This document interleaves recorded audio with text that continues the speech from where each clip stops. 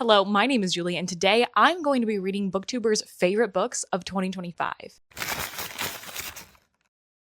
This is one of my favorite videos to make every year. It's also one of my favorite ones to watch. This is the third year that I've done this, if you want to see my previous years, and it is just as big as ever. I have watched over 200 booktubers, or scrubbed through their videos of their best books of the year, and I have found the people that have the most taste in common with me, and I'm trying to look for some 5 stars in their other favorites. I have the playlist of all of the videos that I watched linked in the description, and might actually be 2 playlists because there was some sort of glitch that happened. So what I did is I scrubbed through all of these videos and tallied every single book that they mentioned in my relationship to them. If I'd read it, what did I rate it? If I had not read it, was it actively on my mental TBR or not? I calculate a ton of stats from that, and then I sort the people by their superlatives, and the people who keep popping up the most in all of those superlatives, they get put on a short list. I do deep dives into all of those people's videos, do more stats based off of that, and from there, I pick my top 5 people who had the most taste in common with me from 2025. I did find that I read fewer,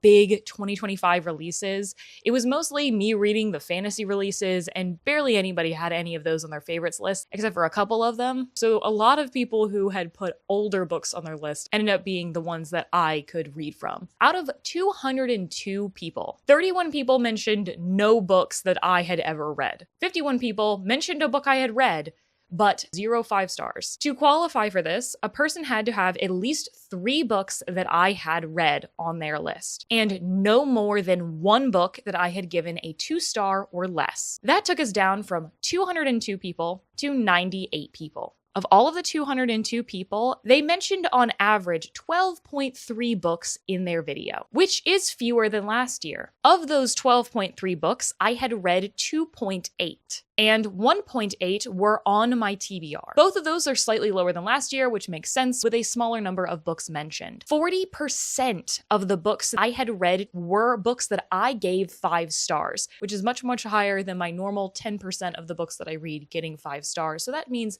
that for the most part, I do much more align with the general public. Now that we've done our stats, let's talk about the 5 people that I'm going to be reading from. Unquestionably, the highest scoring person for me this year was the only person that I have seen return from either of the previous years, and that's Amy from Amy & Go. She makes mostly lightly themed reading vlog content, and last year her pick Hello Beautiful was the only 5-star I had in the video and ended up making it into my best books of the year list. She has tied for the highest percentage of 5 out of the books that I had read and for the highest average rating because every book she mentioned that I had read, I had given a 5-star. She had significantly fewer favorites this year with only 10 for me to pick from. Of those, I had read 4 and all of them were 5s. We overlap the most in general fiction, so I decided to pick from her general fiction favorites. I decided to read Homeseeking by Carissa Chen. This is a book that I had seen the cover of, but I knew nothing about the plot of. But it is about a couple who grew up in Shanghai together, were separated by war, and are now meeting again as they are grandparents. I'm hoping to get an emotional gut punch out of this one. Next up, we have Fern from Cozy Plant Lady 11. Her book content is mostly casual weekly reading vlogs. She tied for the highest number of 4 and 5 stars, but was the person with the highest number of 5 stars mentioned. Fern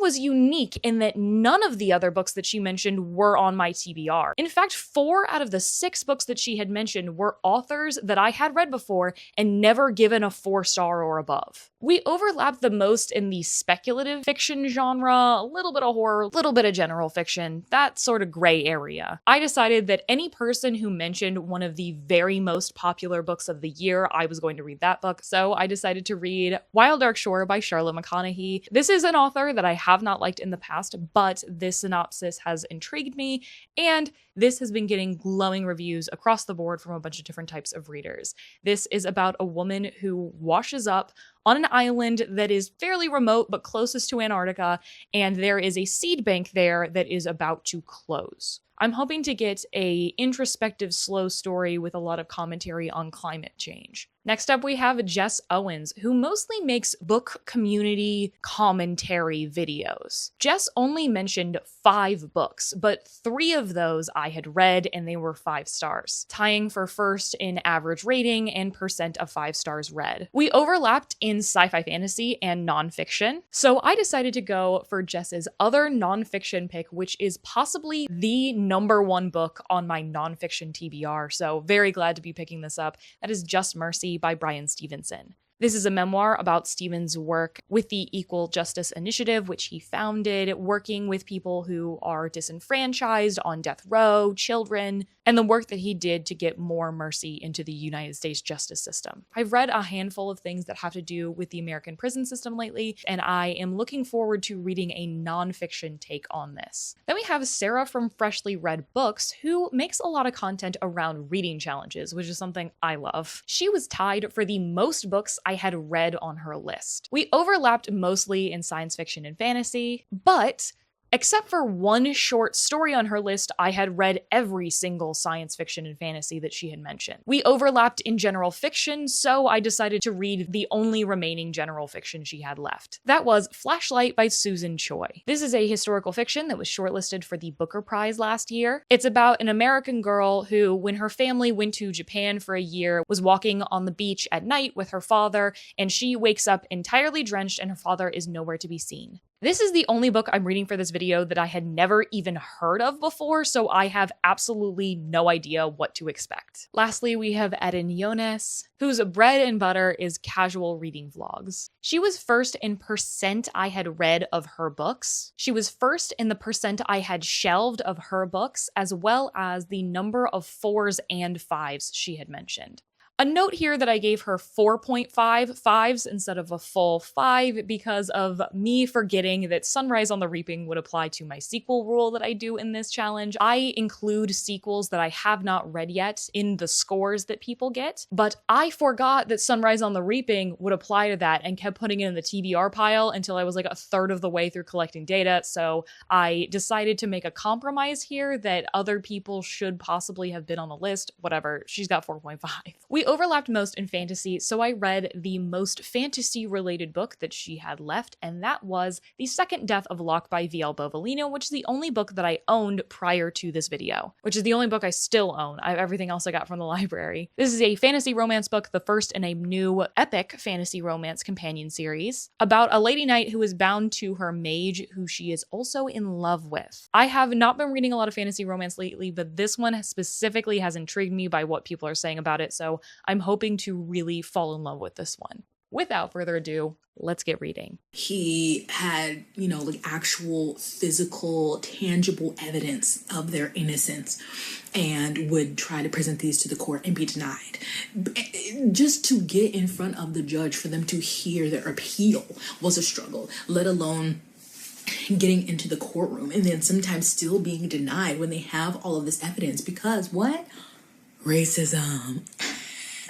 I have started my first book. I know for a fact that I am over 30% of the way into Just Mercy, so I'm actually listening to the audiobook of this, but I went to my library to pick up a different book for this video, and this just happened to be there, so I thought I'd pick up the physical copy to hold with me. What I did not know going into this book is that this is a case that happened in the 80s. I thought because this is a recent memoir, I want to say this came out in like 2019, 2014, there was a recent edition that came out in 2019. Maybe that's because of the movie. This is a memoir by Brian Stevenson that is about his time defending prisoners on death row for the most part. It is mostly about his time when he founded the Equal Justice Initiative, which is a program that is working with people who are poor and don't have the money to defend themselves, people who have been wrongfully convicted and that sort of thing. And he worked a lot with people on death row. We are following smaller anecdotes with other cases, but the main story we are following here was one of his first cases, which is that of Walter McMillan. Walter McMillan was wrongfully convicted of murder. And this is taking place in Alabama.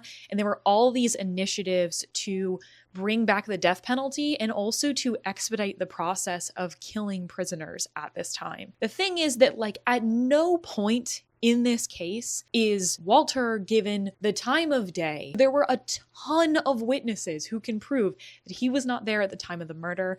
The person who was the witness that said he was there was saying things that were obviously lies, like months and months after the murder happened. He said things that obviously did not line up with the timeline, like things that happened months down the line. He was trying to use them as proof. He was a very respectable man, but the thing that he did do is that he had an affair with a white woman. I believe both of them were married, but they were having an affair with each other. And that gossip was swung up right around the time that a different woman was murdered. And the town decided to pin it on him. And we have been going through like legal proceedings and everything as Bryan Stevenson is trying to get this all thrown out because it's very obvious that he was not there. He is just a scapegoat, and like the town was like putting pressure on the police to just find the person, and they haven't. We've also seen some other cases that he's working on. Bryan Stevenson specifically in his life was one of the people to help make it so in the United States a child could not be tried as an adult. And there is a case of this 14-year-old boy who his mother was like beat so badly by her boyfriend that she couldn't get up, and this has happened multiple times, and he decided to defend himself and his mother and shot the boyfriend and killed him. And the 14-year-old who was like, this was clearly self-defense, he was tried as an adult and put into an adult prison as a 14-year-old, and it was immediately assaulted day after day. And it was not until when people in this community in Alabama are finding out about Bryan Stevenson and the Equal Justice Initiative, they're reaching out and saying, hey, can you please help my relative? Bryan was able to get him into a better place. But it was only after this child had been assaulted. It's like, I knew that children could be tried as adults, but I didn't think that they would be put in facilities for adults. So that absolutely shocked me. You're just hit over the head so many times about how many layers of these people do not care about prisoners, do not care about Black folk, do not care about poor folks, and just want people to be behind bars to get them behind bars. And how it's so hard to get out of the justice system once that has been stamped onto you. And it's also talking about the death penalty and how inhumane it is, and how these people who are on death row are reacting to that. Oh, there's a cardinal right outside my window. Hello, sir. So I'm listening to the audiobook. It is narrated by the author himself, and I think he's doing a good job. And I think the writing of this book is really good. It is written in a very compelling way. It is definitely approachable to people who don't read nonfiction. It's not dry, and it has like multiple narrative threads going on the same time. So I just think the narrative stylings of this book is doing the work that Bryan Stevenson is doing justice. I have been listening to the audiobook of this while I've been driving and playing video games, and I'm going to continue on doing that. We are supposed to be having a giant snowstorm this weekend, according to us. I live in North Carolina. If you don't know, I talk about it all the time. We get like 1 or 2 snows a year, and they're usually only a couple inches. They don't stick to the ground and that sort of thing. Last year or 2 years ago, we had a pretty big snowfall, 6 inches or something like that. And it's like, I haven't seen that since I was little, that we had a large enough snowfall to like make a proper snowman, and like the actual conditions of the snow were like that. And the estimates are saying that we could get like 9 inches in one day. Like I saw some estimate that was like 15 inches. That's wild to me. So I have gone grocery shopping. I've got my library book. I am ready to hunker down and do a ton of reading this weekend. So I'm definitely hoping to finish Just Mercy and also the second book for this video in that time frame. But I'm going to put all of my Just Mercy content first and then show you the second book that I'm reading. I will get back to you when I find a good point around the 2/3 mark. Hello. Welcome to my room. My hair is wet. It is currently snowing outside. It is noon on Saturday. We are about to get levels of snow that we have not seen in many, many years here. Last year, it was warm before and after the snow, so it cleared pretty quickly. But now it has been frozen all week, and it is going to continue to be frozen when the snow stops. So we only have 1 plow in like my whole county. Sorry, I just had a coughing fit for some reason. We'll see, but we're pretty excited. And Austin did actually end up coming this weekend, even though he was on a work trip that was supposed to be this whole thing. It got canceled canceled for this weekend and he's going to try to get out of here on Monday. We'll see if he's going to be able to get out of here on time. I kind of tried to encourage him not to, and then I felt really bad that I was turning him away, so he ended up coming here anyway. I'm going to try to make us both do a lot of reading today because I don't need to do any editing or anything unless I really want to get ahead, because I am already ahead of schedule. But I found out that last time I talked to you, I was actually at the 50% mark of Just Mercy. Libby just does not update the percentage unless you like click into the book for some reason, but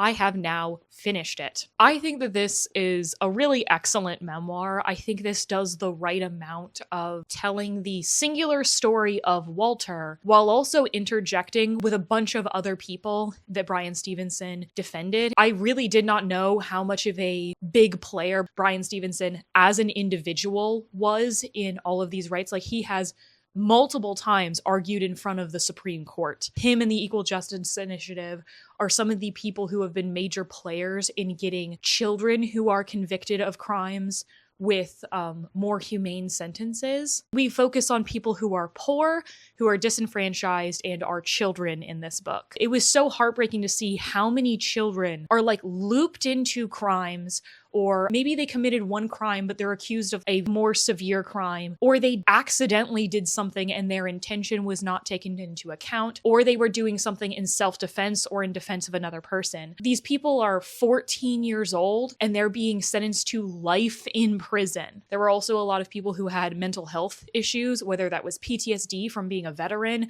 or issues from birth that were not considered, even though there are statutes that make it so that people who have severe mental health issues should not be on death row. They should be in mental facilities. A lot of the times their defense attorneys did not do the right thing, and the court did not actually take those things into consideration. So even though it was the law that they should not be on death row, they weren't looking at them like that. Bryan Stevenson has done a very good job here telling a story out of his life's work, and I really appreciate it at the end of it because I feel like I've read a lot of nonfiction that has to do with slavery and the repercussions of slavery recently, and there was one particular story of a girl where I was like, this is just slavery. That's what happened to her, is literally just, it sounds like slavery playing out again. Obviously, our prison system and police force are based on slave catchers and slavery. I was texting Austin back. I lost my train of thought. It ended up mentioning at the end that sort of thing, and talking about how discrimination against different groups of people is forcing them into the prison system. And I think that this just does a really good job humanizing a lot of the people who are in prison. I think that this is an absolutely fantastic nonfiction. I think I'm going to be giving it 5 stars. I think that a lot of the stories here are going to stay with me. That's really what changes like a really strong 4 to a 5 star for me, is if it stays with me and I can already tell like that these are things that I'm going to be continuing to think about in the future. So I would really recommend this one if you want to learn more about the realities of the American prison system. So this isn't just talking about the past. We get to see the entirety of Bryan Stevenson's friendship with Walter, and we get to see so many different cases and like the evolution of the courts and how like, okay, things are better but they're not great, and how like things continue on into today. It's not just talking about the prison system in the 80s. I think I might have made you think that, but it does continue to talk about in like the 2000s. I don't know. I think that this was really important, and I'm glad that I got to get to this in a video because this was like the nonfiction that was the highest on my TBR, even though I didn't own it. I'm so glad that I had the excuse to read it sooner than I would have gotten around to it. So I highly recommend this, and I would be interested in watching the movie, but I think the book did enough for itself that I don't necessarily feel the need to go out and run for the movie. I think that this was just a really good work of narrative nonfiction. I think as a lawyer, Bryan Stevenson is good at crafting a narrative for his job. So that lent itself to being well written and interesting and having a little bit more of an arc than maybe another author would do. So really do highly recommend this. And I'm glad I could start this video out with a bang and we have a guaranteed, 5 by the end of this.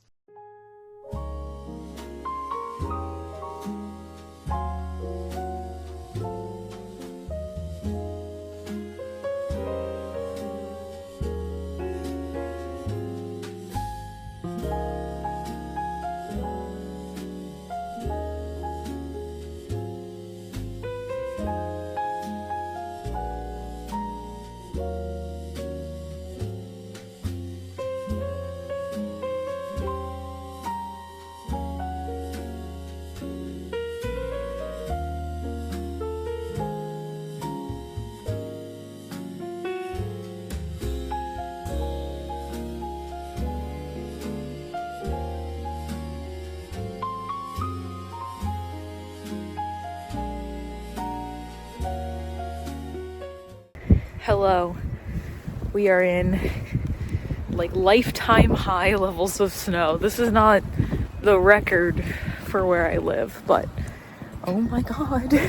I am literally up to my knees in some places. Literally up to my knees. I brought a ruler with me and my poor car is gone. Look at my car. Go ahead. Oh my god.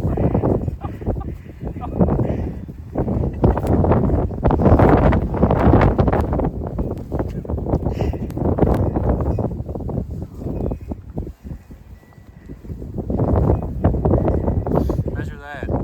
Jeez. Here's a ruler. Foot and three Foot and a four? third?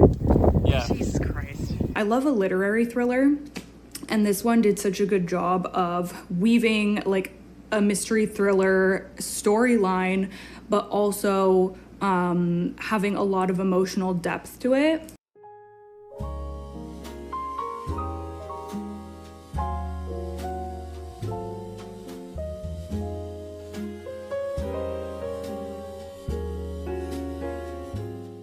Hello, I am 100 pages of 300, almost exactly, of Wild Dark Shore by Charlotte McConaughey.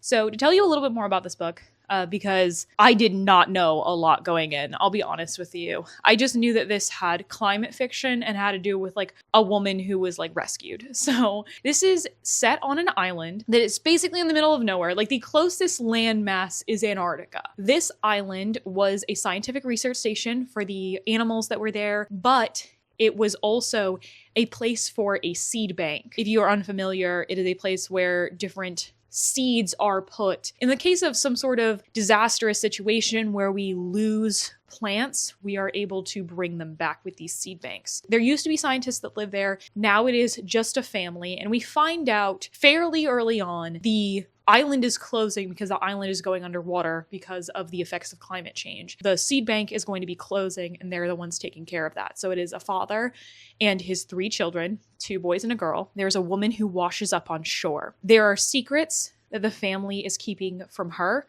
and she has her own secrets of why she is there. But we figured out a little bit more what her secret is, her original secret is, at least. There's probably more. I have read Once There Were Wolves, and I did not like it. I thought it was a kitchen sink drama. I thought it was overwritten. I haven't had the feeling of either of those things with this book, so that's very good. Can I tell that this is the same author? Probably only in the fact that both of them have to do with environmentalism. I think the thing that is definitely keeping me going through this is the mysteries of trying to figure everything out. I think that the characters' interactions with each other are interesting and everyone's like holding their cards pretty close to their chest. And I think that that is a fun dynamic. And I also am very curious if there's going to be a slight sci-fi aspect to this because of the whole climate change of it all. And I would be really interested for it to go in sort of a speculative direction, which it has an ounce of that already, but I would really be interested in it for it to go steer a little bit closer into that. So far I'm feeling good about this. This is not giving favorite vibes, but this is giving worth a read vibes. I'm very curious, but I'm not having that strong of emotions past that at this moment. So I am planning on today reading 200 pages of this just to get it out. I am behind on my reading again. So it's the 30th. I'm planning on finishing this today. So hopefully me and Austin can just like curl up on the couch and get a ton of the way through our books. So I'll get back to you when I have a little bit more to say about this one. Hello. I don't know if you can tell, but we're actually trying something different in the apartment right now. We've moved the couch up off the wall because we do not have enough storage in this apartment. It is just me technically in the apartment full time, but in the case that Austin ends up moving here, he, is allowed to with his job and everything. We don't have enough storage in this apartment at all. And I've realized, like, especially with the reorganization of my bookshelves that I did recently, I did a video of me showing you all of the different disparate shelves I have across 3 separate houses. Like, it's just ridiculous. my shelving and everything, and it's starting to piss me off. So I'm like, hey, I have adult money. Why don't I buy myself some bookshelves? So this is like a trial run of how it feels to have the couch up off the wall if I can put some bookshelves behind here. I'm thinking of getting the Billy bookshelves. Not to be basic, but I think they look good, and you can get doors on them that you can remove so that I could keep them as storage for now, and then in a future place I could like take the doors off and have more bookshelf room. We've been trapped in the house a little bit. Austin's making dinner, and I actually did end up finishing during our snowfall Wild Dark Shore. I have my water bottle in the way. I was gonna update you at the 2/3 mark, and I just had nothing to say that I didn't say already. I think this book is all right. Considering that I didn't like her previous book, the fact that I thought this book was all right, pretty good. I wanted to read one of the most popular books of the year in this video, and not just a person's taste. And I think maybe I should have read Witchcraft for Wayward Girls, which I still want to read, but I was pleased with this. I really like the way that this is addressing climate change, that this is talking about people who care about the environment so much that it has really become a lot of their personal lives and how they interact with people on a daily basis. And, you know, it has shaped these kids so much because they are these stewards of this seed bank on this sinking island, which I didn't really understand that, like, it's imminent that this place is flooding and everything like that. I didn't find myself connected to the characters very much at all, and in that way did not root for the romance, even though that's not really the linchpin of this book. Like, it's not a romance book, so it's okay. But I just think that, like, as the book went on, it got more and more predictable and more kitchen sink, which was my complaint about Once There Were Wolves. I do think this book disguises that a little bit better. It's not as kitchen sink, but it definitely has those elements of like, oh, let's think of every single dramatic thing that could happen. It's going to be put in this book. Something that I found was weird was that, like, there's different points of view used for each of the characters. So, like, the adult characters are in first person, the older children are in third person, the youngest child is first person direct address. I didn't find much of a point to that. I can understand, like, why those characters and everything like that, but I was just kind of like, why not write it all in third person? It didn't distract me or ruin my reading experience or anything. I just thought it was something to note. Even though I didn't predict the thing that I would say is the major plot twist of this book, nothing really surprised me. I think there's a couple of scenes that will absolutely stay with me that have to do with, like, the setting of this book, but the plot itself did not stand out to me at all. And I think that I seem to be the outlier of that. Other people are like, oh my God, these characters, I love them so much. And I was just like, I'm fine. I do really like the conversation that Rowan has about how climate change has affected how she wants to live her life personally. And I won't be more specific than that, but I think that that was something I haven't seen a book talk about before and is really interesting. This isn't a book that I would go out of my way to recommend, but if you were looking for something like this, I would push it towards you. If you are a fan of this and want, like, a really long tome that's, like, character driven and has to do with climate change and the environment, I would recommend you, oh my God, Austin, what was the name of that book? Yeah. No, you're right. The Overstory. Yeah, we picked up the Overstory not that long ago. Austin didn't finish it, but I did. What did it won, like, the Pulitzer or the National Book Award or something like that. That one is like a 600, 700 page literary fiction that follows a ton of different perspectives, all wanting to save the trees and everything and dealing with environmentalism that way. And that one takes place over the course of decades and has a ton of different characters that feel very disparate, versus this is a little bit more singularly focused. But I think that they are kind of for the same audience. So neither of them was a favorite book of mine. I think I rated these books pretty similarly. If you like this one and want, like, a bigger project, you might like that one. I have gotten my library holds in of all the other books. So now I have an ebook of Flashlight, I have an audiobook of Homeseeking, and I have my physical copy of The Second Death of Locke. So I might be reading all three of these at the same time. It kind of surprised me after the fact. Like, while I was reading it, I knew that I was loving it, but, like, I'm just surprised by how much it's continued to be impactful to me. Hi, I am done with part 1 of Flashlight. So this is the only book that was on this list that I had no idea about before. I had never even seen the cover before. I knew nothing about this book. I don't really follow a bunch of, like, big literary awards. I follow the Dumb Award, the Goodreads Choice Award. And now this is, like, in my face. So this was actually shortlisted for the Booker Prize, but this author has also won the National Book Award in the US. So this is how I learned that the Booker Prize is not limited to books from authors from the UK. I knew about the International Booker Prize, which I think is a little bit of a bigger deal, but I didn't know that the Booker Prize is just anything published in English in the UK. Good to know. learning things. I think I've told you what the inciting incident of this book is. Our main character, Louisa, when she's around 10, her family, she's from the US, and her family has gone to Japan for about a year. I think this is in the late 60s. She is walking on the beach with her father one day, and she suddenly wakes up fully drenched on the beach, and her father is nowhere to be seen. The book is set up in 6 parts plus a prologue, and in the prologue, Louisa, only a little bit later, is talking to a child therapist and kind of not having it as the therapist is trying to figure out what happened that day or figure out how Louisa is feeling. Louisa can totally tell what the therapist is trying to do, but she doesn't remember anything that happened that day, which it is interesting to see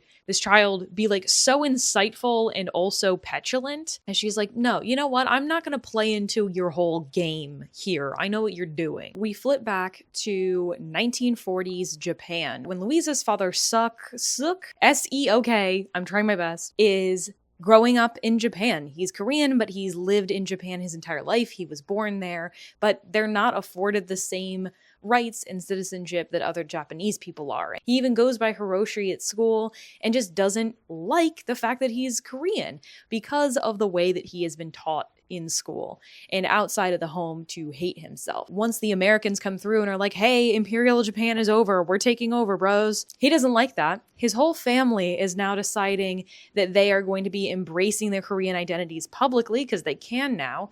And a lot of them are wanting to go back to Korea. And right now, the Republic of Korea is under the control of the United States, and they're hearing a lot of terrible things happening there. But the Democratic People's Republic of Korea seems to be having some tempting offers. And our main character, even though he's young, is very skeptical of this, on top of just not liking himself as a Korean. And eventually, his family goes on to North Korea. He ends up getting a visa to go to the US to study. He ends up becoming a professor, and he meets the woman that will become his wife, Anne. And Anne is a white woman who, when she was a teenager, had a baby with a man who was older than her, who she wasn't married to, and he pressured her into giving up the baby's custody entirely to him. So she has no contact with him at all, except she can like write him a letter once a year. And she did not realize how raw of a deal she was getting and has been absolutely tortured by this ever since. But Anne and Suk, who is now going by Sirk, S-E-R-K, but he is a professor. The two of them have Louisa, and immediately, as soon as Louisa is born, the two of them have a ton of tension between them. And the thing that Sarah was saying about this book is that we see all of the characters perceive each other differently, and how the other people's perceptions of them doesn't match their own identity and the things that they see about themselves. And immediately we're seeing Sirk and Anne not agree. Sirk, in his own mind, is preoccupied with his own things. He has never once considered his wife. Ever. Like, he does not think about her at all. He is thinking about his family back home. He's thinking about his career. He's a little bit thinking about how worried he is about Louisa and how he thinks everything terrible that could possibly happen to her is going to happen to her. Meanwhile, Anne is living under, in her perspective, is living under this tyrannical rule of her husband, who does not see her as a person, does not value her, blames every single scrape on Louisa's knee on her, thinks she's a terrible mother, and thinks all of the child rearing, he should be the one to make the decisions, but she should be the one that does all the work. And at the point that we are at, Sirk has been given his role to go to Japan, and he is going to be teaching there. And that's the end of part 1. So in part 2, I'm assuming this is when the incident's going to happen, or it's going to take longer. I don't know. I have been actually very engaged by this book. I think this book is interesting, but I have had such a problem actually continuing to read the book. I think maybe it's because I'm reading it on my phone. I don't know. I don't read a lot of ebooks. Ebooks kind of bother me, and I don't like picking them up. And I think that might actually be making this take way longer than it should. But I do think I am engaged. Like, everything that happens is sat in for so long. And I think that is an interesting way to tell the story that is going to be taking place over the course of decades. So excited to see where this goes. I am now 53% is the last number I saw of my way through Flashlight. I am really liking this book, but I swear to God, it's taking forever. It's very slow. It is like, this is not a book that I would recommend to people who are like, oh, this book is so slow, DNF. Partially, this book is slow in its text. Every moment that happens within the scene is going to take several sentences. You know, like it's going to sit with itself for a long time. And I don't mind that. That's actually a writing style I kind of like. I think reading this on ebook was a mistake in terms of me feeling like I'm getting fucking nowhere. I feel like I have dedicated so much time to reading this book, and I am only halfway. If I was on track, I would have gotten to the 300-page mark last night, which is 300 of around 450 of the normal book. I'm at like 530 of an almost 1,000-page ebook. I feel like every page is an actual page, so this book is taking forever. But I'm still enjoying it, which is so weird. I don't know where else this book is going to go from here, because it is, you know, just like people's real lives. I don't know how much more stuff we're going to be getting out of this. The incident of the father disappearing has already happened. And in the section that we're in right now, Louisa is off at college and her mom is by herself. I feel so bad for Anne, the mom. Girl has gone through it. Her husband does not care about her at all. The only times that she felt like her family had a life were when they were excluding her. And it's because like she started feeling strange in her body, and she does end up, I believe she gets a diagnosis. It wasn't spelled out specifically, but I think she has MS. In Japan, she is deteriorating physically. And so she like doesn't feel, she doesn't know the language, and people already kind of ostracize her for being an outsider. Nobody can figure out what's wrong with her. So it does come across to other people like it's psychosomatic and she's making it up. It is proven she's not making it up eventually, but like it's too late for her to get some sort of vindication, in my opinion. She's just absolutely gone through it. And then Louisa is like kind of a tricky character because she is so temperamental.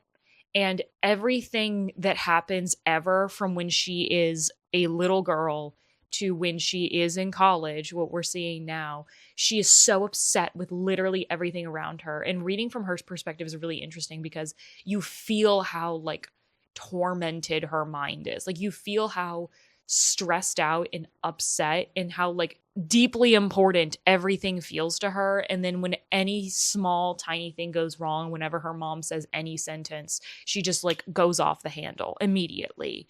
And just like there's not a lot of love between these family members. There's also Tobias, who is the mom's first son, and he is like a frustratingly understanding character. He's one of those people that is just like, you get upset with him and he's like, I completely understand why you feel that way. And it's just like, shut up, dude. I think these characters feel very well realized and everything, but I don't know where this book is going from here. Like I don't know what else is going to happen in this book because it's just kind of like real life. I would argue that this book is a little bit more general fiction than historical fiction in terms of its plot. It's not like, I don't know, The Nightingale or something where we're actively interacting with the history. It's kind of just like the backstory for these characters is that like all of the grown-ups in this book were growing up during World War II. But like the actual plot of the characters interacting with each other doesn't have much to do with the time period. I've started listening to Homeseeking. I think that book is more interacting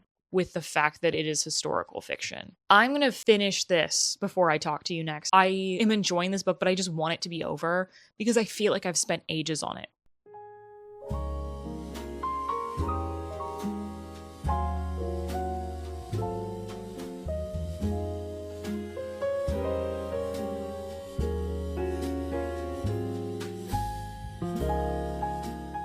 Hello. I'm trying out a different location lighting thing. I have this little candle warmer lamp that I got for Christmas that I was like, oh, let's film in front of that. And then it turns out that like it doesn't have much light, so you can't see very much of me except for my face. I've had like the worst day. I got some pretty bad news today, and then like the world just like compounded on top of that. A couple months ago, I was offered a different position at work. And I deliberated for a really long time and decided not to take it and to stay with my team because I think there's a lot of things to not like about my job. But the thing that I liked was the team that I was on. And I thought, like, why would I sacrifice that? And apparently my team went over budget. They just decided to move a ton of people from my team to other teams. And I was one of those people. I was warned last week that it could happen, but I hadn't really seriously considered it. I just like put it in the back of my mind. But like I had already had a freak out like a couple months ago because the other thing that happened because of that previous incident. I got no work done today, and I hope they don't fucking expect me to get any more work done on this team, because now I'm just like, okay, well, I'm just waiting to get done, waiting to get to the other one. So I haven't lost my job, but it was just really upsetting. And now it kind of makes me throw into question what I want to do with my future. And that was not a question that I wanted to be having right now, because I had other plans for what I wanted to do with my near future. I've just been kind of dealing with that all day. And then like that kind of came to a head. I went to Ariel today. There were a lot of people who were in upper level classes that were put in my class, and my class was a harder one. And I was already like feeling like shit, and people were picking up on that I was feeling upset. And so they're like, oh, Julie, are you okay? So what happens when someone asks you if you're okay when you're not okay? You start like crying.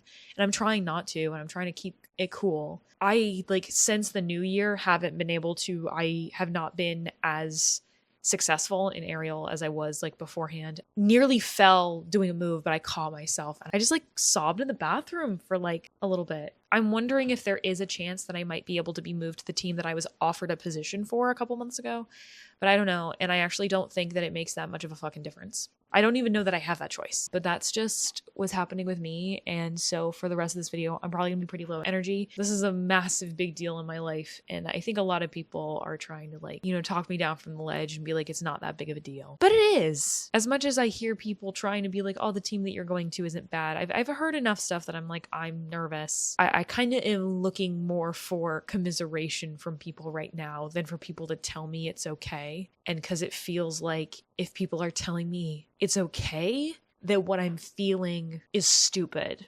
And I know that that's not people's intention, that they're trying to make me feel better.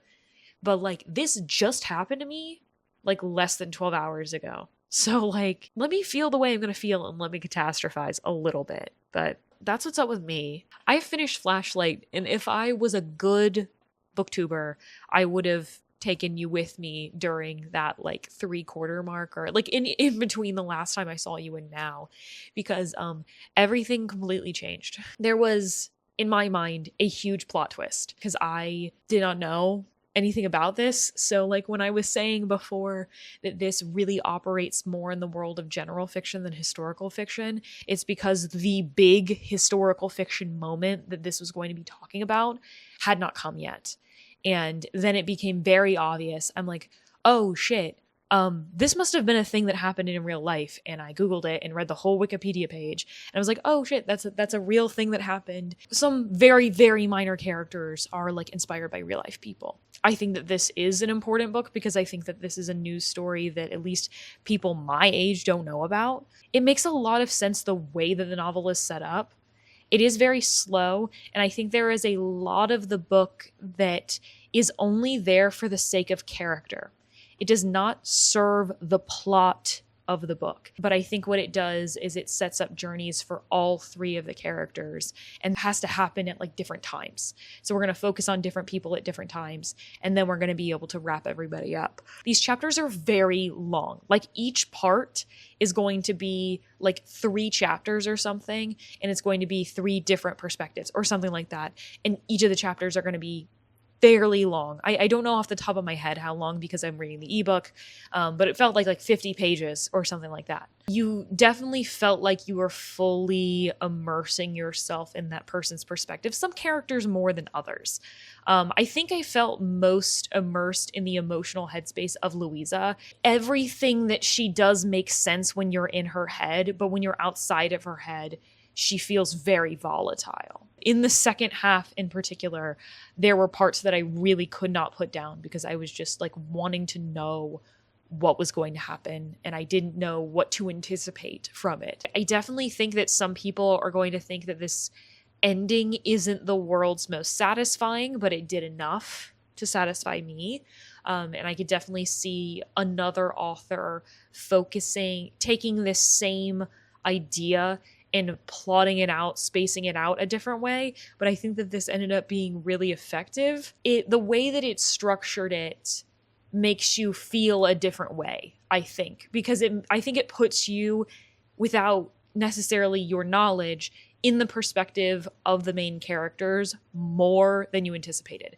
Overall, I did enjoy this book. There are a lot of people that are going to be lost in how slow this book feels because like every scene is so thoroughly described. Like every single second is given multiple sentences, and some people are not going to vibe with that. And if that doesn't sound like you, don't do this. And if you're not a person who's going to appreciate things being done in the service of character rather than plot, maybe don't read this book. But I think that this is a book that I had not heard of before reading this, that I think was totally worth a read, and is something that I can recommend to an audience that I don't necessarily think I have all that many books to recommend. I 100% understand why this is a book that has like stayed in somebody's mind for a long time, as Sarah had said, and I really appreciated how this book brought this to my attention because it was really something that I didn't know a whole lot about, and I thought it was just done in a really interesting way. Burying the lead and not really telling you what the book is about, I think actually worked. Hopefully, tomorrow is a better day. The romance will stand out as the more unique part of this book. And because of the knight and mage dynamic, obviously the fantasy and the romance are intertwined, and you don't even have an idea. You have no idea how good it is. Oh my God.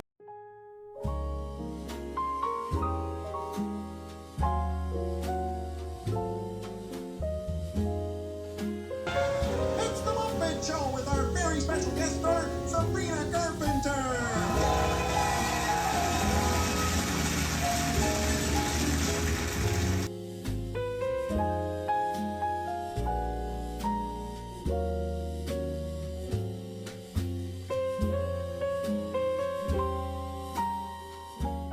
You just saw me finish the first 100 pages of The Second Death of Locke. My very first impression of this book was not a good one. However, that has changed. But I just have to point out that in I believe the very first chapter of this book, they are given orders to, quote, completely decimate a group. And then they keep using the word decimate, decimate, decimate.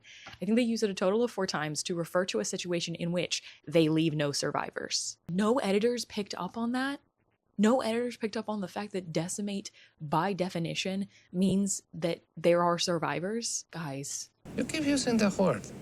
I don't think it means what you think it means. So I was like really worried that this was going to be a book that I was going to have a problem with, like the editing of, that like people hadn't caught stuff like that. But I haven't had that experience since, so that's good. Maybe fix your first chapter though. So this is a very like dark, gritty, like a gritty feeling, not that gritty feeling fantasy where like everybody's dirty all the time. You know what I mean? We're focused on like the violence and the grime. It's not just like, oh, fighting for our country or whatever. Anyway, let me get the point. Our main character is Gray Flynn, and she is a well, and that is a person who is a source of magical power, and they get paired with a mage who is a person who uses that magical power. There apparently are different types of magic in this world, but on this like set of islands that we are on, that is the way that the magic works there. I wonder if that's going to be a plot twist, that that's not actually how the magic needs to work, and then the people who are wells are being taken advantage of. But she has been paired with Kier, who is a captain in the army of this country. And the two of them have been best friends since they were very small. After she was left orphaned, she was adopted, and like he was her neighbor or something like that. But they were very, very close ever since they were little. She's been in love with him forever, and they are very close. Like they're very touchy-feely and everything. And, you know, that sort of helps with dealing with all the things that come with being constantly on the battlefield. Like we are thrown in very quickly into their fighting situation. And I thought that that was a very good thing for the book to do, to like hit the ground running. She is in love with him and thinks that it is unrequited, even though he is constantly always touching her, always proving how dedicated he is to her. She just thinks it's friendly or whatever, you know, typical. But like I do think the dedication between these characters is so strong already that I am absolutely buying this whole situation, and I really like it. One thing that surprised me when I started this book is that Locke is not a person, it is a place. Locke is one of the countries that was in this, who was this island. That's where the source of all the magic came from. The magic started depleting, so for some reason people started just killing everyone on Locke, and everyone's dead.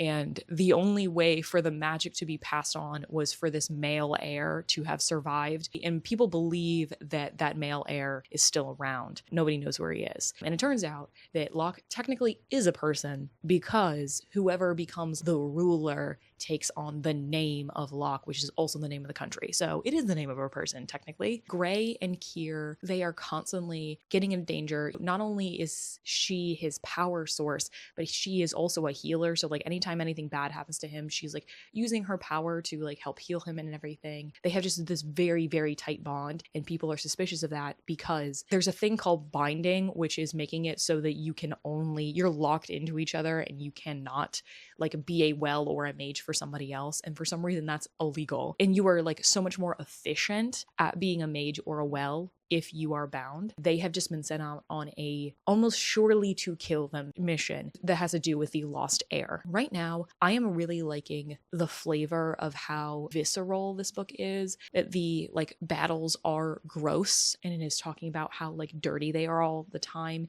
It feels like a much more realistic take on fighting than I've read in a while. And it's really good to get a book that has this sort of flavor again, because it's been a while, and I think it's portraying this situation, this life for them in a fairly realistic way. Yeah, it almost feels like watching The Witcher and everybody's dirty. I don't know. I think like this cover is like living up to the situation that the book feels like it's in. There's like a mini plot twist in the first 100 pages that I think is really obvious, that I'm very glad that I picked up on literally immediately, as soon as physically humanly possible. And I'm glad that that was not drawn out as a long-term plot twist, and it was just like, oh, now you have all the pieces to know what the first situation of the book is going to be and all the stakes and what we're going for. And I know that this is a companion series, so it's only, if this is going to wrap up in one book, like this could have been bigger. I'm really curious to see what the companion nature of this series is going to be. Is it going to be like the Bridge Kingdom, where like the conflict is going to stay the same, but like the couple's going to change? I was feeling really distracted because of like all the things going on in my life right now when I was trying to read the book, that like I would read a full page and then realize I had been thinking about something else and hadn't absorbed anything on the page.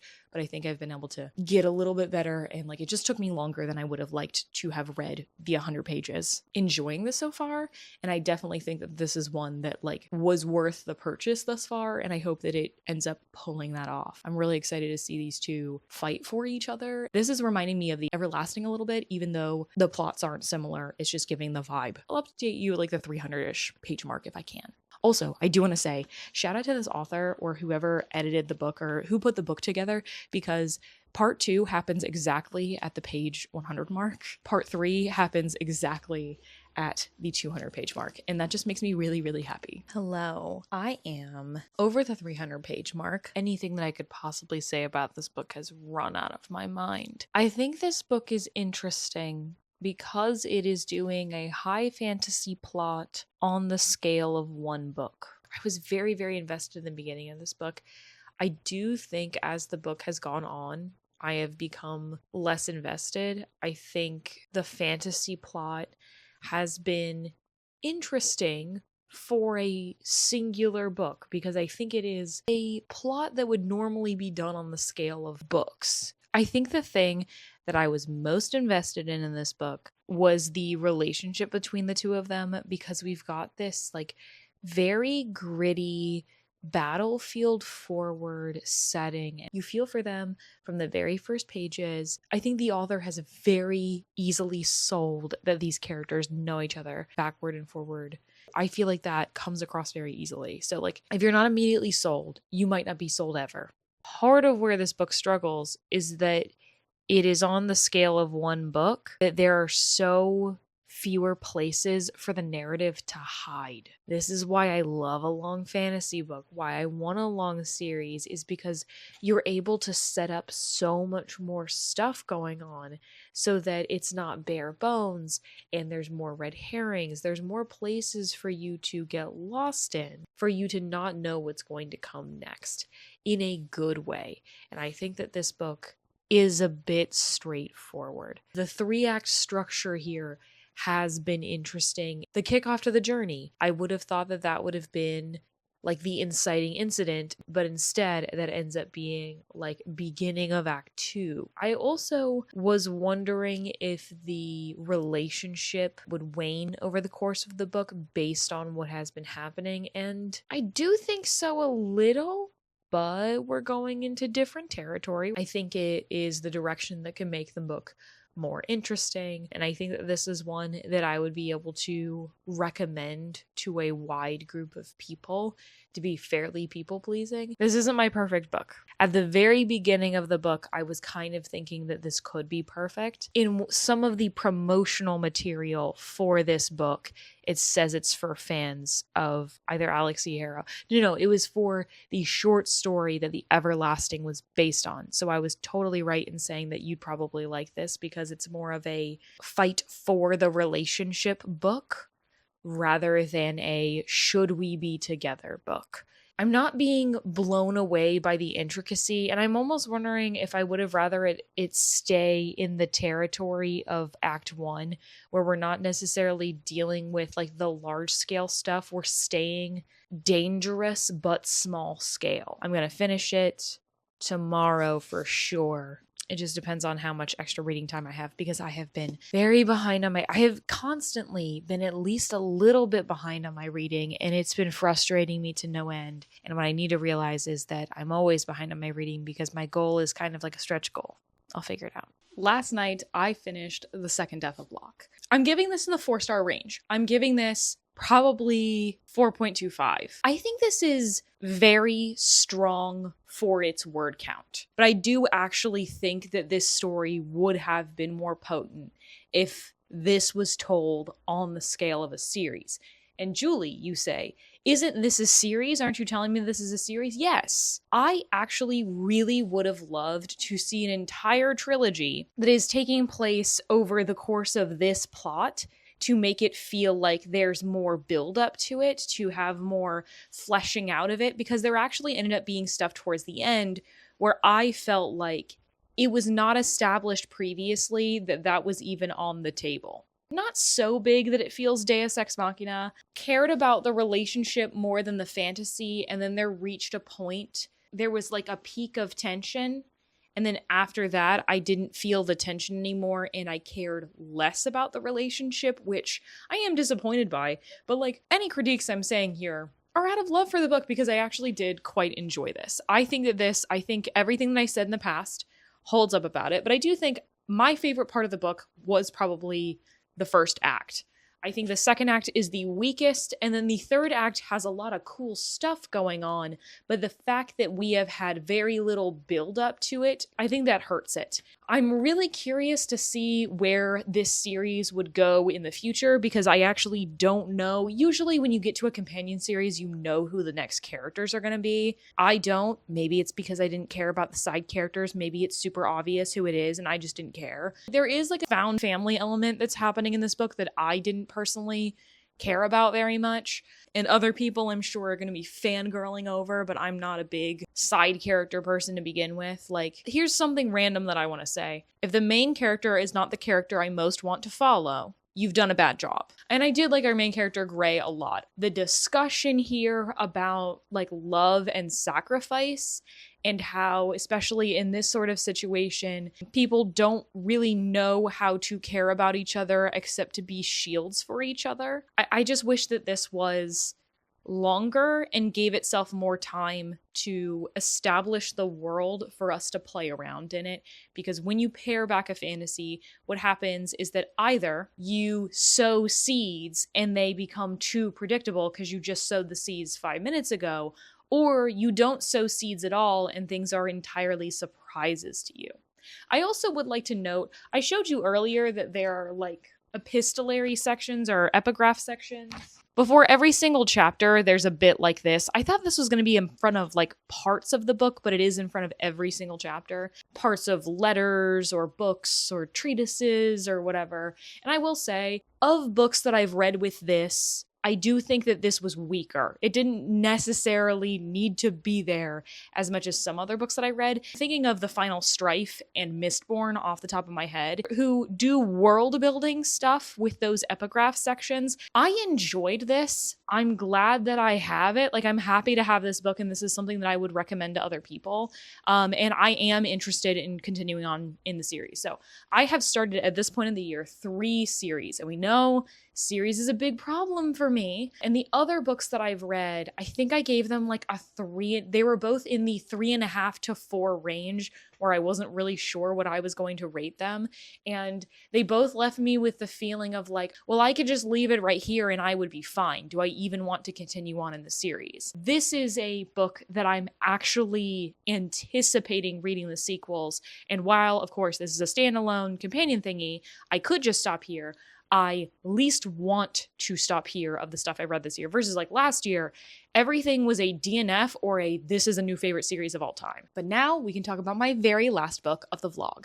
While I was doing my research for this video, I decided to write down what were the books that showed up the most on people's lists. So I don't actually write down every single book that somebody does, because that would be so much more time consuming. So this is just me writing down a book when I feel like I've seen it on enough people's lists. This was not counted officially, which I feel like I'm kicking myself, and next year I might do that, but that would be a ridiculous amount of time. YouTube has a new quiz function, so I did want to try using that for this video. I want you to guess, before I tell you, what books do you think are going to be number 1 in all of these categories? So for me, in my research, it really seemed like there was a big top 3. And it was very hard to find a list that did not have one of these 3 on them. One of them is a historical fiction, one of them is a sci-fi, and one of them is a general fiction. Let's let that ruminate.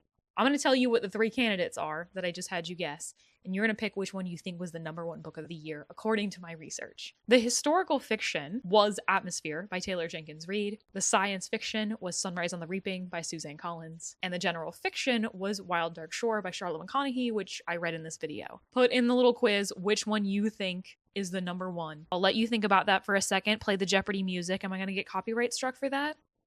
That's okay. So, the number 1 book of the year, according to my research, was Atmosphere by Taylor Jenkins Reid. It was mentioned so much. Oh my goodness, everybody loved this, and I was absolutely shocked that I was not reading it for this video. I did actually put them in the correct order, I believe. I almost entirely focused on books that were released in 2025. So the other like historical fiction and general fiction books that were mentioned all the time were Broken Country, The Favorites, Homeseeking, The Bright Years, and My Friends. And I also wrote down that everybody puts freaking Beartown on their list to this day. Beartown is one of the most popular books that keeps showing up and showing up and showing up. What was so funny about romance this year is the big 3 heavy hitter romance authors all wrote their second lowest rated romance of their careers this year. Say it with me what those 3 authors are. Henry, Jimenez, Hazelwood. Great BBL, second worst rated. It could become her lowest rated. There is not a lot of gap between that and Happy Place, and Happy Place is much older. Abby Jimenez, there is a huge jump. There's like a 0.2 jump in between her 3rd lowest rated book and this one. I think that Say You'll Remember Me, I believe is the book. I think it's around a 4.0. I think the one that's just above it is a 4.2-ish, and the one below it is like 3.9-ish. Allie Hazelwood, Deep End is her 2nd lowest rated book of all time. Full-length novel, I mean. We're not counting Mate in this category. This is only contemporary romance. I think Mate did well. Mate was definitely the Allie Hazelwood book of the year. But Problematic Summer Romance is the sequel to her by far lowest rated book of all time. So like, none of them really had dominance here. So I just wanted to write down the book that I saw people mentioning a lot, rewind it back, Left of Forever, First Time Caller, and the one that kept showing up, especially toward the end of my research, was If It Makes You Happy.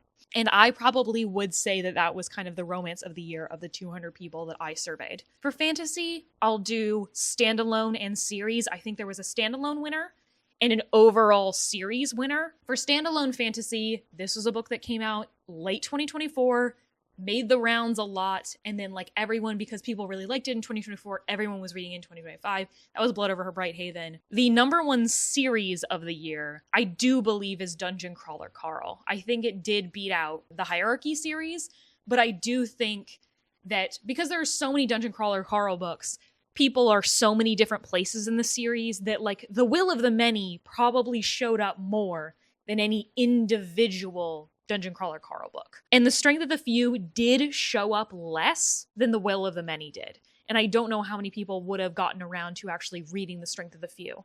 Other than that, The Raven Scholar and The Everlasting were huge. I am so glad that The Everlasting is getting its flowers, because it also had the thing of The Strength of the Few where it came out like the week of the awards. As for horror, what shocked me was the runaway winner. I had two books that I thought would be the runaway winners.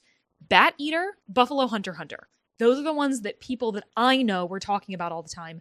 But far and away, the most mentioned book, if people only had one horror book on their list, it was this one. It was When the Wolf Comes Home by Nat Cassidy. That one absolutely should have won the Goodreads Award, just based on my research. Other than that, I do think that of all of the Goodreads nominee categories, horror was actually the one that was most in alignment with the community this year. I'm sorry if I'm like talking weird or something. My lungs feel like really tight, like I'm out of breath for some reason. I'm not nervous. I don't know what's going on, but like my body feels like I'm nervous. Other ones that I wrote down for horror were What Hunger, Don't Let the Forest In. That had a lot of people. Bloom, and The Lamb. Bat Eater and Buffalo Hunter Hunter were on the list as well. I should put sci-fi next to fantasy. For sci-fi, again, Sunrise on the Reaping, top. Like, Sunrise on the Reaping is the only thing that's been able to beat Project Hail Mary as #1 sci-fi since Project Hail Mary came out. And a lot of people are reading it because of the movie coming out. Speaking of, a ton of people read Hamnet and loved it because the movie came out. And that actually was one of the books that most had people going onto my list. I think either the conclusion to the series or the first book in this series, either of them could have made this list individually. The books in the Sun Eater series, that was far and away like the only sci-fi series that made an appearance. I Who Have Never Known Men has been a freaking heavy hitter since I think 2023. It just came from there. It was one of the #1 most mentioned books here, but again, I didn't do a very good job capturing books that weren't 2025 releases. I think because my mind kind of blocks them out because those are just popular books. You know what I mean? I honestly did not see a lot of consensus in like mystery thriller territory, but the one that I did point out was King of Ashes. Then Romantasy, Onyx Storm, obviously, Wild Reverence, Mate, whatever the Callie Hart book is, and a book I had not heard of before this, Direbound. Of classic literature, a lot of different readers had East of Eden on their list. Let me know if any of those were surprising to you, but that was just me eyeballing and my memory based on watching all of those videos. This story is really beautiful. It's historical, and like you're learning something while reading this heartbreaking and beautiful story about these two characters that are so fictional, but like the things that are happening in their lives are real and like rooted in real life. Hello. I have now read almost a third, I believe, of Homeseeking. I'm behind where I wanted to be. Usually I finish about an audiobook a week if it's like a normal length audiobook, and my work schedule is normal, but my work schedule was not normal because we were home because of the snow like all week. So I did not have a built-in time for me to listen to my audiobook. And instead of like listening to my audiobook while doing other things, I was binge watching The Traitors. And now I have watched the entirety of UK Traitors. I've watched all 5 seasons. So I've watched the 4 civilian seasons and the celebrity season. I have thoughts. Anyway, I think that means I'm going to be behind on my audiobook reading this month because I know I have 2 others that I've kind of dedicated to reading this month. So maybe I can just like pick a really short one to read at the end of the month. We'll see. I started this audiobook and the author's note made me really nervous because it was basically saying like, hey, so this book is like complicated and the characters change names all the time and like just live in the confusion. I don't know, the way that the author's note was written was making me think this book was going to be really difficult to follow on audiobook, especially because it mentioned the included PDF, which when you get something off of Libby, like I did, the PDF isn't there. So I was like really desperate to find the PDF, and I finally figured out how to get the PDF if you have Libby. So I'm going to be a resource for you. So Libby used to be called Overdrive, and Overdrive is still like the overarching company. I don't know what the difference is between Overdrive and Libby. I don't know what Overdrive itself is now that isn't Libby. If you go on your library's Overdrive website and log in like you normally would, go to your loans and everything and go to that, you will be able to click in to find the PDF of the audiobook. So the Libby app cannot give it to you, but you get it anyway. And I looked at the PDF before I continued on reading the book, and it was not helpful. There was not like a character map. I was really expecting this to be like a really complicated like family saga with a lot of names for me to memorize, where everyone's got 9 different names. That was a reference, by the way. But no, it was like footnotes, and it was only like 2 pages of them, and they were pretty sparse for the most part. So I was really worried that like I was going to have a bad experience with this book because I wasn't reading it physically and I wouldn't be able to understand it as much. And then I actually started reading the book and it wasn't complicated to understand at all. We're basically just following 2 characters. It's really obvious like who's who and everything. So I was fine and I panicked for no reason. So the plot of this book. So we start out in 1947 in Shanghai, and Hai Wen is leaving to join the army that I believe he's been conscripted into. That means that I believe it is the Chinese Civil War, and he is leaving behind the girl he loves. The second chapter is we are following Howard, who used to be called Hai Wen, but now he lives in, I believe, Los Angeles in 2008. He, at the supermarket, runs into the former love of his life, Suchi, after his like wife has already passed away and he has grandchildren and everything. And it turns out that she's sort of in a similar situation and they're fully into their 70s and they are reconnecting. And then the third chapter is from Suchi's point of view on the day that they met. We are having a dual timeline bit of we follow Suchi's point of view from the day that they met, and we follow Hai Wen / Howard's point of view from the day that they meet again. Of the 2 points of view, I've been a little bit more invested in the past timeline because I'm like wanting to figure out what's happening like politically at this time. World War II just ended because they heard on the radio that the Japanese emperor has surrendered. I really love the 2 of them, their dynamic when they're younger, and then it's really interesting to see how their dynamic has kind of flipped now that they're older, like how the years have changed them, that they're very different, and Howard is seeing all these changes in Suchi but also seeing things that are very similar. I really like how this is tackling the Chinese diaspora, and that's something that I had seen the author talk about. There's so many nuances to all the different places that people are from. I think Hai Wen was born in Hong Kong, or his family is from there, and they moved to Shanghai, and like her family doesn't like that. When they are older and they're in this aging Chinese community in Los Angeles, everybody has to speak English to be understood because all of these people speak all of these different dialects and different languages and everything, because even though they're ostensibly all Chinese, they come from very, very different backgrounds. And I thought that was really interesting, like a thing to point out. I think that there's a lot of emotion. This is like heavy emotion forward historical fiction. I think it's interesting because I just read Flashlight. It like focuses on like very small moments. The writing styles of these books are very different, even though they're like historical fiction that's sometimes taking place at the same time. That like just the tone of how it's trying to make you feel the emotions feels very different. Like night and day. It's almost like the first book is trying not to feel, and this book is feeling a lot. That's not to say that the other book isn't emotional. But in 2008, I'm really curious to see how much of their lives in that 60 years we are going to hear about. So that's what I'm interested in that perspective. I am anticipating this is going to go well. I'm already feeling for these characters a lot, and I think it's really interesting to see how their relationship, still that like yearning feeling now that they're older. Looking forward to it.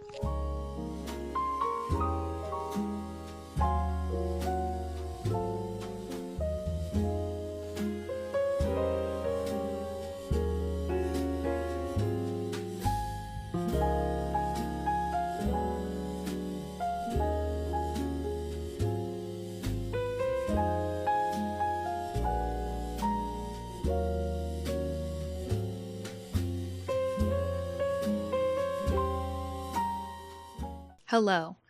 I am 74% of the way through Homeseeking. I definitely have gotten things that I wanted out of this book. We have gotten the answers to a lot of what has happened in the intervening years. I was a little bit concerned when this book was like setting up them meeting in Los Angeles. I'm like, what could possibly be the plot of these two in that timeline? Because it seemed like it was just kind of like Suchi wants to not talk about things and Howard/Highwind does. And I was like, I don't know how much further this plot can possibly go, versus there's so much that has happened in the past that we aren't talking about. Is it going to be a conversation thing that's going to happen, or we're going to actually see it? And I have no problem telling you that yes, we do actually see a lot of the things that happen. I thought that this was going to be doing like strict timeline stuff, but it's not. I think it's interesting that of all the books that I could have picked, I ended up choosing 2 historical fictions that take place over the course of decades about East Asian families who have been displaced from their original country to a different East Asian country, and then eventually come to America, and how they have been torn apart by the conflicts that arose after the effects of World War II. And not only that, they both have a character who is a woman who is diagnosed with the same disease, goes undiagnosed for years. That was just a very small, like, both of these books have that exact same thing that I was like, that's so weird. These 2 books don't feel similar, which is very good for me because it has helped me keep them different. They never take place in the same location, but anyway.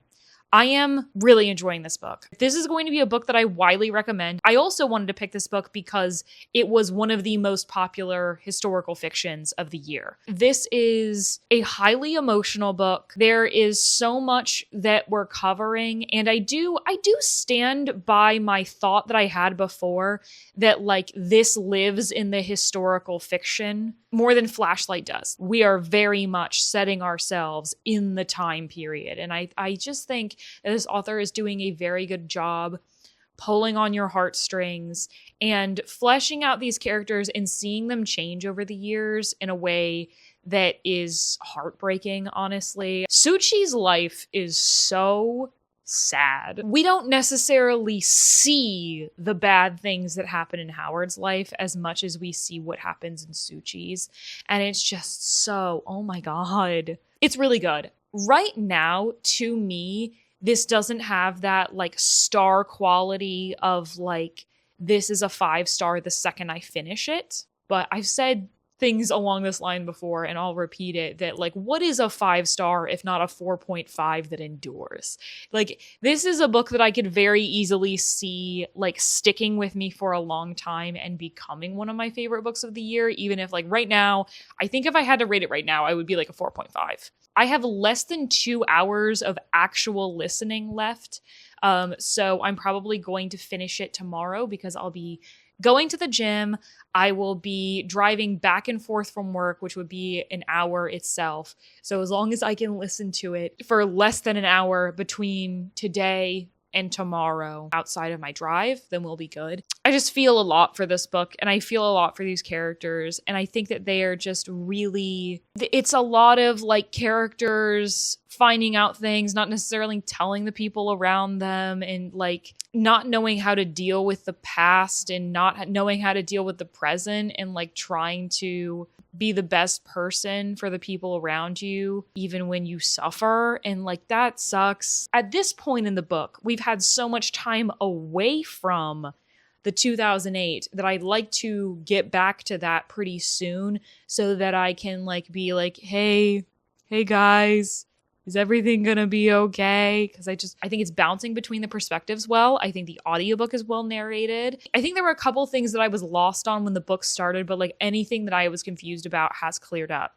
Doing good so far.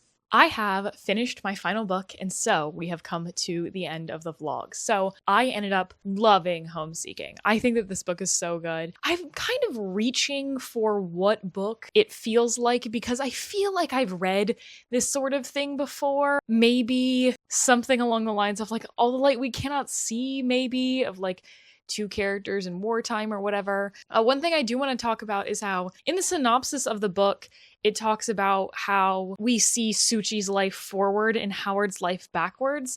And that was an element here, but it's not as straightforward as that. We get to see Howard's life when he meets her in 2008 forwards. And then at a certain point it decides to go backwards. So I actually thought that like I had misread the synopsis for a while. I think that this book stayed strong the entire time. I think there were a lot of great themes here. I liked how this was talking about the conflicts that the different groups of people who are all considered to be Chinese are at odds with each other. And like one of the things that is talked about is that Howard fought for the nationalists in the Chinese Civil War and like was sent to Taiwan, and how they're so critical of the Japanese who are trying to come in and take over, and they think that them coming in and taking over is better. I think Suchi is a very standout character. I think she is a character who's really going to stick with me, and her journey, as like we see so much of her life and how the different things in her life have changed her, in trying to see her find some joy for herself but also be able to address the past. I think that that's something that I've seen in books that I really appreciate talking about, is so many people who, when they have gone through bad things, don't want to talk about it, and how getting to a point where you can finally address the things in your past, that's just a plot line that I really appreciate. It's interesting seeing Suchi go from someone who is so abrasive and stands up for herself as a child, goes through so much and sort of bends. Another thing that's really funny is that the very end of this book and Flashlight are also the exact same, which is wild. I'm probably sitting at a 4.5 for this book right now. My favorite book that I read in this was Just Mercy. I think that that was a pretty faultless nonfiction, in my opinion. I think it was really well constructed. It was very engaging despite being nonfiction. It's exactly what I wanted out of that nonfiction. That was a 5-star. And it also is one of the highest rated books on my TBR. I think it has a 4.62 on Goodreads the last time I checked. And then I would rank Homeseeking as number 2 at the 4.5. I don't know that it'll quite hit best books of the year. It totally depends on how this book stays with me. I feel like this is a book clubbable book. I feel like this is a book I could talk about for a while. And sometimes that is what pushes a book to be a favorite of mine, if it's a book that I feel like I can verbalize why I liked it. I would say Wild Dark Shore was my least favorite of these books. I just did not feel strongly about it. And then I would say that I enjoyed my time more with The Second Death of Locke, but I think Flashlight is a better written book, if that makes sense. So I would kind of put them on even keel with each other in terms of like ranking. I don't know. I don't feel like ranking those two. Thank you to everyone who posts their best books of the year on Booktube. I love watching them every single year. Even if I am skimming through a lot of them, I do watch a ton of them fully, and I love finding new booktubers that way. And I would like to know if anyone found me from my best books of the year video. This is a fairly successful video. I think this is like on par with what happened to me last year, that like there's one book that I give like a flat 3-star and the rest of them are like ups in the 4s and 5s. And I just think that this is always a nice video to do because you're almost guaranteed a hit. Anyway, thank you so much for watching. I really appreciate you being here if you've made it all the way to the end. If you want to leave me a ring emoji in honor of Homeseeking, let's do that. Let's do rings. But I work really hard making this video every single year. I spent hours and hours and hours putting together the spreadsheet to find the people, to pick what books I'm going to be reading. So I really appreciate it if you leave a like or a comment. And if you'd like to see more of my videos, you can hit subscribe and you'll be notified whenever I make a new video. I'd love to have you around. And as always, I'll see you in the next one.